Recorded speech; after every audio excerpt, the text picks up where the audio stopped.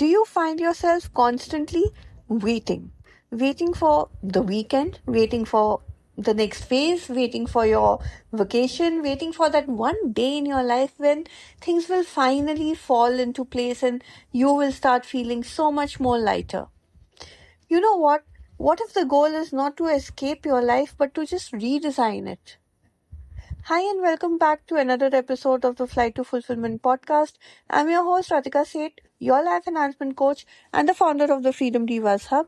And today we are going to be discussing something which is really powerful and very, very honest. It's about designing a life that you don't need an escape from. Because if you constantly need distractions, constant breaks, constant numbing, constant validation, it may not actually be exhaustion, it may be misalignment. A life that requires constant escape in some form or the other is usually a life which is built on either people pleasing or outdated expectations or fear based decisions, or even your own identities that no longer serve you, that you've outgrown.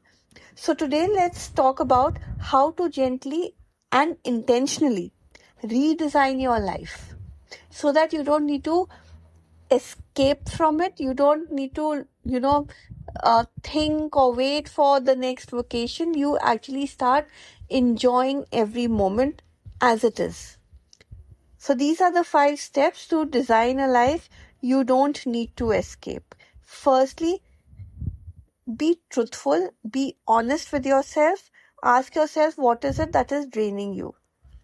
Okay, not what sounds good, not what looks impressive, not what others expect out of you. What is it that is actually draining you?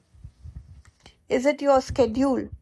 Is it your relationships? Is it your environment? Is it your career path? Is it your own habits?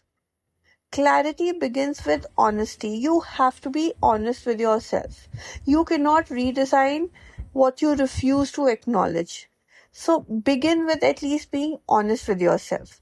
Secondly, stop glorifying the burnout. Many women wear exhaustion as a badge of honor. It's like, oh, suddenly you're so proud of the fact that you're busy and you don't have the time and, you're just feeling drained out. No, it's not something you have to be puffed up about. Chronic overwhelm, okay, is not ambition. It is mismanagement. Mismanagement of your energy, of your boundaries, of your priorities. Designing a peaceful life for yourself, a life where you're truly happy, requires releasing the addiction to being needed. So stop giving yourself that importance all the time that, oh my God, I'm such a busy person. I don't even have time. Oh my God, I'm feeling so overwhelmed. Hello, take a break. This is not a badge of honor you should be wearing. Be honest with yourself. You want to design a life where you're happy, right? Where you're not burnt out. Number 3, align your days with your values. So a fulfilling life is not built on intensity, it's built on alignment. Keep asking yourself things like, what is it that truly makes a difference to you? What matters to you? What kind of a person are you becoming? And are you becoming the person you wanted to become in the first place? What does peace look like, in your daily routine? What does it look like to you? And then check that, do your daily choices reflect what you want to be?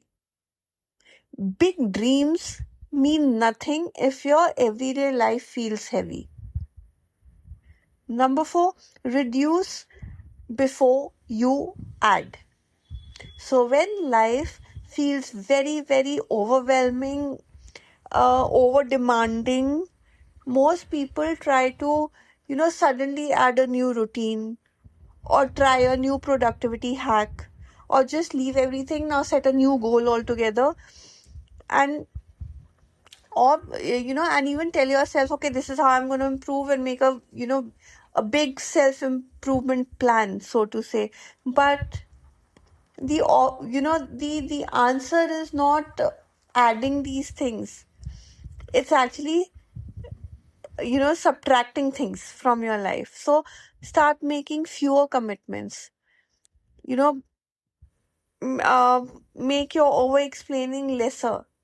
Give people lesser access to your emotions. Make lesser comparisons. Make less noise. Peace grows in spaciousness. You have to give yourself that space. So instead of adding more things, that, oh, now I'm going to make a new goal, I'm going to try this productivity hack, I'm going to, make this plan, I'm going to follow this regime because this is my new improvement regime. No, you don't have to add things, my dear. You have to subtract things. So figure out where you're overdoing this. If you're somebody who has this very, very bad habit of just um, overdoing overdoing things in your relationships, stop it. If you cannot set boundaries, start setting boundaries now. And if you're somebody who just gives explanations about everything only because you want external validation, stop right now.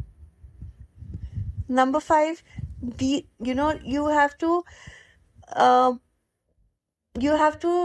deal with your life with a lot of intention. You have to actually design your life with intention, and you don't have to overreact to things. So many people build lives very reactively, saying yes out of guilt, people pleasing, as they say, choosing paths out of fear. Oh my god, what will the society say? Oh, this is what I'm expected to do, my parents are expecting this out of me. Or staying comfortable out of a habit. Oh my god, yeah, who is gonna get out of this comfort zone and do something new? Stop. Okay? Don't build your life on these reactions. Intentional design will, ask you to ask yourself, if I trusted myself fully, what would I choose right now? It may not require a dramatic change. It may just require a small but focused and consistent shift.